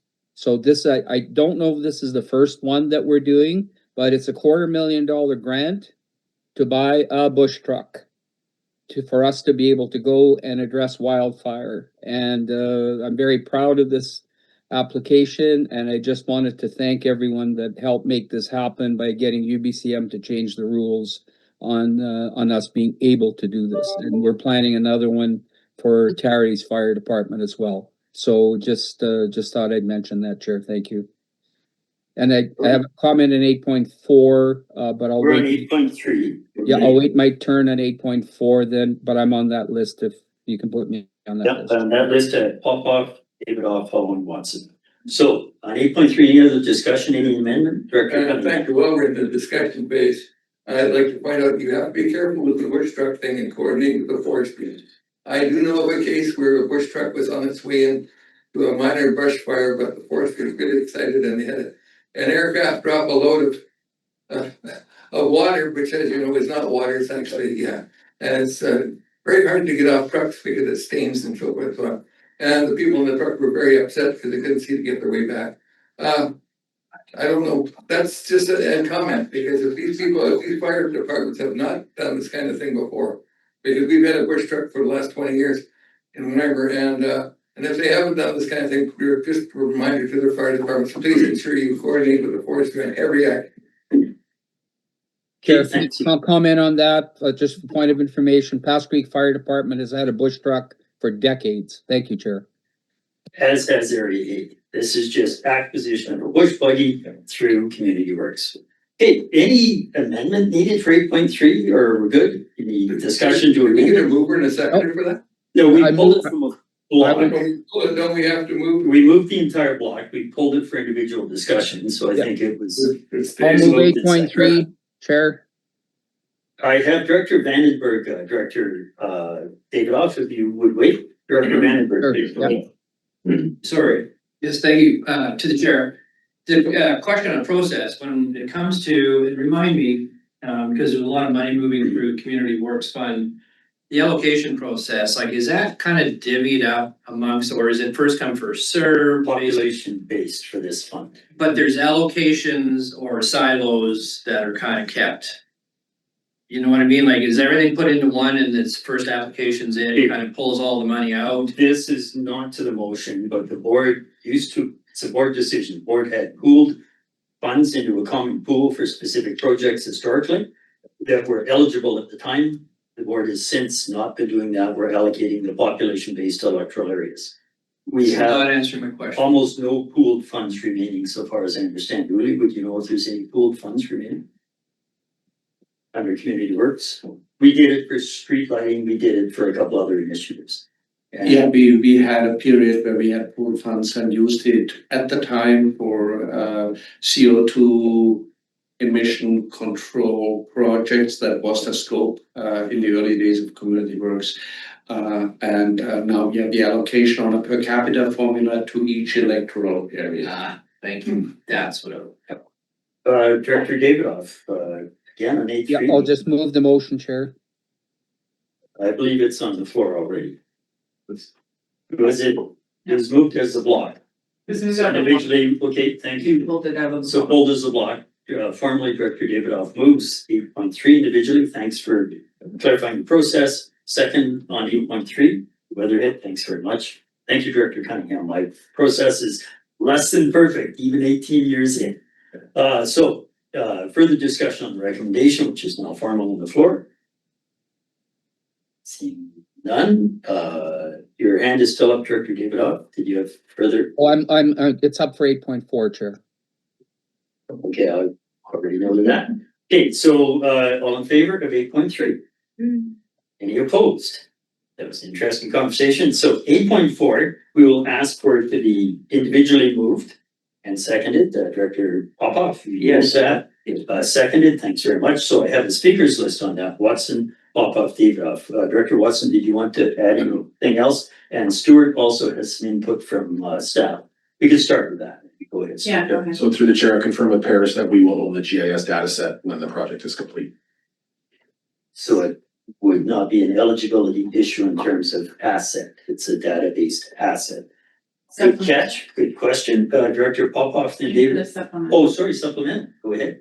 So in the schedule of payments, it says we will pay the grant to the proponent in accordance with the following schedule of payments. And that we're applying for more than data. We're applying to do equipment and field materials, data management, contingency, project admin and management, project coordination. So again, I'm just curious, this is not our work. The data makes sense because we can hold it in our GIS. But there's a proponent within this, but that proponent's not named. And the rest of this is not, it's more than GIS. So who would own any equipment for that kind of thing? Through the chair, I believe all Go of that would be required to collect the data. So that is a field program to collect the data set. So it's not ownership of the equipment, it's more rental or lease or use of equipment. Through the chair, correct, it would be the rental or the charges. And Paris is also on the line if she has anything else to add to that. She has a hand up. Paris, please go ahead. Hi. Hi, thank you through the chair. Yes, so it's any equipment that would be needed to do the data collection, and it's to be determined whether or not the proponent, so the proponent in this case would be whoever is doing the data collection. And so we would go to RFP to do that, and it's a question of whether or not they would have the equipment or whether or not we'd have to purchase the equipment. But then the RDCK would retain ownership of the equipment purchased if it was in whole or in part through this grants. Yes. Okay, further, Director Watson. So who currently owns the KLP data and the shoreline guidance document information there? Paris, I guess, to you, the ownership of the foreshore guidance document data from Kootenay Lake Partnership. I'm not sure. I can't speak to that, unfortunately. I can get back to you on that. And that was funded mostly through Real Estate Foundation, different criteria, different times. It's hosted on a separate webpage. So my final note is just that I'm not, like, by all means, if this works, but I think it could also be encouraging us to own and manage something quite differently than we do with the KLP. And that's a bigger ownership conversation that I'm just flagging. By all means, proceed, but it's a flag. Nope, understood. So Director Popoff, then Dave Goff. Please go ahead, Director. Yeah, and thank you. And through the chair, my understanding is there is a difference between Kootenay Lake Partnership, because that's an external organization. The Slocan Lake Partnership is done within our planning department. And it's an RDCK service. We had terms of reference that was adopted by the board. It is a board function rather than a separate entity in there. It's just the difference between that is the lake and the river, and it's part of our planning function. So correct me if I'm wrong, and actually Manager Sedan would have possibly explained it more appropriately than I can. But Paris or Amy can explain that, because the data will be part of the regional district data. If I may. Yeah, go ahead, please. Thank you, through the chair. I apologize for contradicting you, Director Popoff, but in discussions with Mike Morrison, the partnership is not an entity of the board. Our staff time is, but it is an independent entity that stands alone. And so we were signatory on we have signed the terms of reference and we adopted it, but it's not a partnership of the board. But the case, because we are going through community works, we did share this with the technical advisory committee and the steering committee, that because we were using this as a funding source, then the data would have to be housed and we would manage the contract. And at this time, they were comfortable with that. And so if that changes, we would look at moving into a data sharing agreement. But at this time, because of the funding and the interest in having the project done, and because it serves the RDCK service as a planning tool, then it's approved by Community Works. Thank you, I stand to be corrected. Yeah, the RDCK acted as administrator of the funds on the Good Union Partnership. But one time we talked about turning that administration over to Naha. And they declined after a bit of conversation. Nicole thought she couldn't put it into her work plan. And that's our only role, funding administrator under the partnership. So we would handle the contracts, in and out payments and the like, plus as Paris said, in-kind support. We're at Director Davidoff, please, Yeah. perhaps closing on this item. Go ahead, please. Yeah, we actually have, in area I, we have done a shim. And it was funded through Living Lakes was the entity that actually managed the file. But I think funds rolled through the RDCK. And the shim that exists for the Brilliant Head Pond was completed by 2 First Nations groups. So my understanding is, and we need this clarified because I'd really like to know who owns the Brilliant Head Pond shim. AMEC did the work. Living Lakes managed the file. Living Lakes was working closely with our staff. I think staff can remember that. Living Lakes worked very closely with us on several files until Living Lakes wasn't working with us any longer on some files. But the bottom line is that I think the status of the ownership of our shim, the Kootenay Lake Partnership shim, the Slocan Valley Partnership shim needs to, or whatever foreshore management documents, that needs to be sorted out and reported back to us as to where it sits.